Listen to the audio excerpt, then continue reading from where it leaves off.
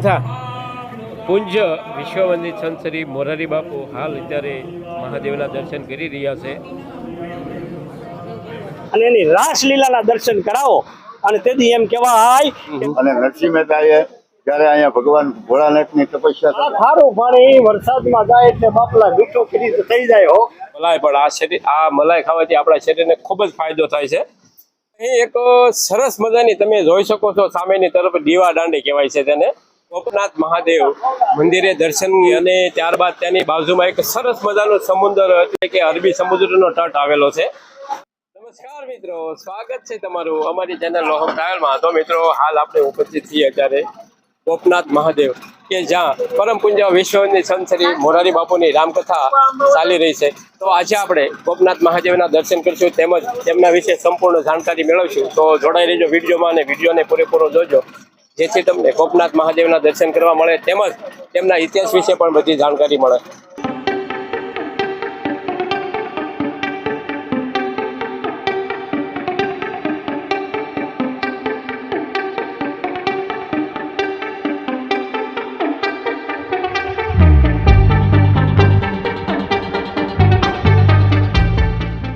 મિત્રો અત્યારે આપણે ગોપનાથ મહાદેવ તેની બાજુમાં અરબી સમુદ્ર આવેલો છે. તો અત્યારે દરિયાના કિનારે તમે જોઈ શકો છો કે સરસ મજાનો ઠંડો પવન આવી રહ્યો છે અને તમે આ બાજુ જોશો તો સહેલાણીઓ આવે છે દર્શને.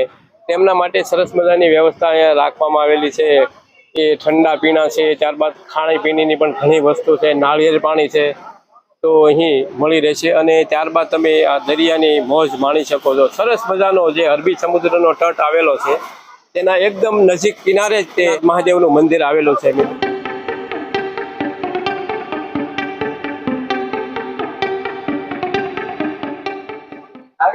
તો મિત્રો અત્યારે જો બધા અમારી સાથે જે આવ્યા છે બધા જ તોફાની મોજ માણી રહ્યા છે અને એકદમ દરિયા કિનારે ઠંડક તો છે ને એની અંદર આપણે તોફા પીવાથી વધુ આપણા શરીરને ઠંડક મળે છે.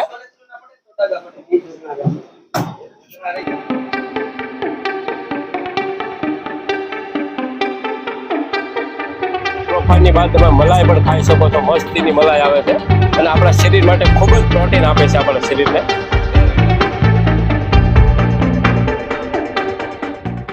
તો મોજ માણીને ત્યારબાદ જાઓ તેની અંદર મલાઈ પણ આ મલાઈ ખાવાથી આપણા શરીરને ખૂબ જ ફાયદો થાય છે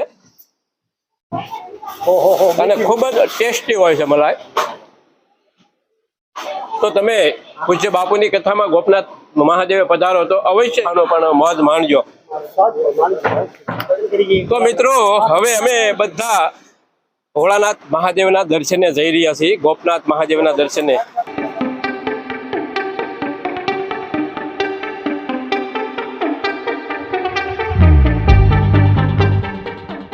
આપણે જે અત્યારે પીપળો જોઈ રહ્યા છીએ વર્ષોથી આ પીપળો છે એમ કહે છે બધા લોકો. મળે આ પીપળો કેટલા વર્ષથી હશે અહીંયા? 450 વર્ષ પહેલા. 450 વર્ષ પહેલાનો પીપળો છે મિત્રો. અને નરસિંહ મહેતાએ તપસ્યા કરી હતી અને નરસિંહ મહેતાએ જયારે અહીંયા ભગવાન ભોળાનાથની તપસ્યા કરવા બેઠા હતા અને ત્યારે ભગવાન ભોળાનાથને કીધું કે મારે રાસલીલા જોવી. ભગવાને દર્શન દીધા છે ત્યારે એને ભગવાને રાસલીલા ગોપીઓની સાથે રમાડી હતી અને તેથી ગોપનાથ કહેવાય. આ 4 વખતનો પીપળો 4 વખતનો છે. 450 વર્ષ પહેલાનો.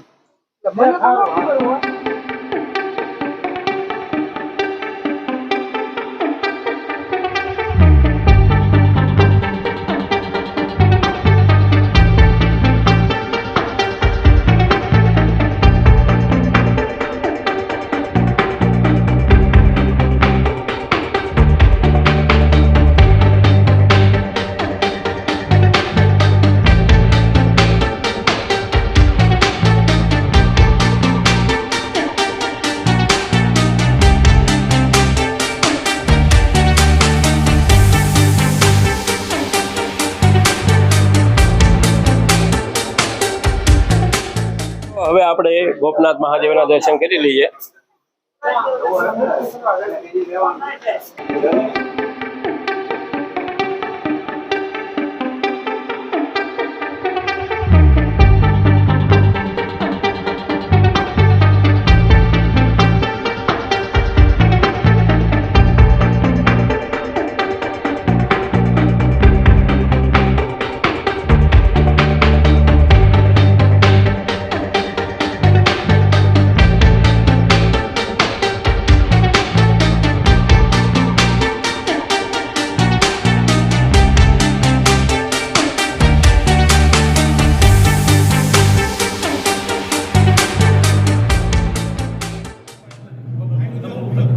તો મિત્રો અત્યારે આપ જોઈ રહ્યા છો પરમ પૂજ્ય વિશ્વવંદિત સંત શ્રી મોરારી બાપુ પણ ગોપનાથ મહાદેવના દર્શને આવ્યા છે.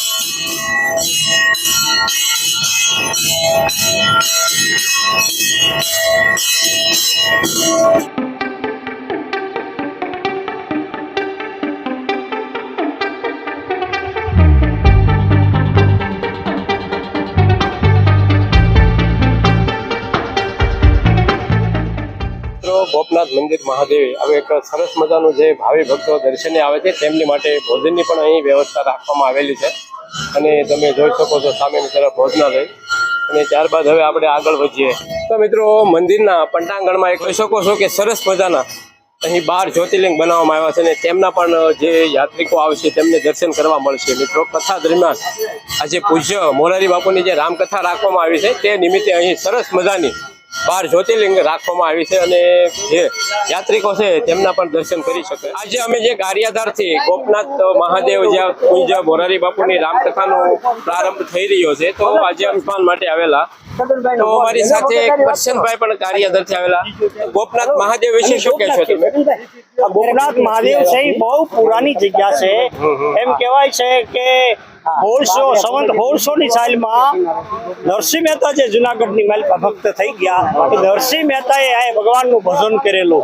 આ જગ્યાએ પરમાત્માનું જેને ભજન કર્યું અને ભોળાનાથને પ્રસન્ન કર્યા હતા અને ભોળાનાથે જયારે કીધું નરસિંહ મહેતાને કે માગ માગ ભક્ત માગ, ત્યારે ભોળાનાથને નરસિંહ મહેતાએ એમ કીધું કે મારે કોઈ સંસારની વસ્તુ જોતી નથી પણ તમને હું વધારે પ્રિય છે. ભોળાનાથને કીધું.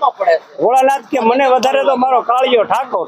એક વાર શ્રી ભોળે ભંડારી બસ કે બીજ કી નારી ગોકુળ में ગોકુળમાં દર્શન કરવા માટે પણ ભોળાનાથ ગયા હતા. એ ભોળાનાથે કીધું કે મને કૃષ્ણ કનૈયો પ્રિય છે. નરસિંહ મહેતાએ કીધું કે તો પછી મને એમના દર્શન કરાવો અને એની રાસલીલાના દર્શન કરાવો. અને તેથી એમ કહેવાય કે નરસિંહ મહેતાને ભોળિયાનાથે ભગવાન કૃષ્ણની રાસલીલાના દર્શન કરાવ્યા હતા. અને જ્યારે એ રાસલીલા જ્યારે રમતા હતા ત્યારે બરોબર સાંજ પડી ગયેલી, રાતનો સમય. એટલે ભગવાન કૃષ્ણએ કીધું નરસિંહ મહેતાને કે આ મશાલ છે, મશાલ તું પકડી રાખે એક હાથમાં અને અમે અમારી રાસલીલા જો. અને એમ કહેવાય કે કાન ગોપીની રાસલીલા તેથી રસાણી. અને નરસિંહ મહેતાના હાથમાં જે મશાલ આપી હતી, રાતનો સમય છે, મશાલ સળગતી સળગતી સળગતી સળગતી એના હાથ સુધી આવી ગઈ. આખો હાથ જલી ગયો પણ નરસિંહ મહેતાના દેહનું જ્યારે ભાન નહોતું રહ્યું. અને એ આ સ્થળ છે જેને ભગવાન કાળિયા ઠાકોરની જે રાસલીલા નરસિંહ મહેતાએ જે નિહાળી હતી એ સુંદર મજાનું આ ગોપનાથ સ્થળ છે જે તળાજાની નજીકમાં આવ્યું છે, ખૂબ પુરાતની. અને ત્યાં રામકથા પણ ભલામણા 2025ની સાલમાં તારીખ 4/10/2025ના દિવસે કથા બેઠી છે. એ કથા નિમિત્તે શ્રોતાજનો આવ્યા છે આજે અને એ આ પ્રસંગ અને એ આ મંદિરમાં પુરાણી છે. જય ભોળાનાથ.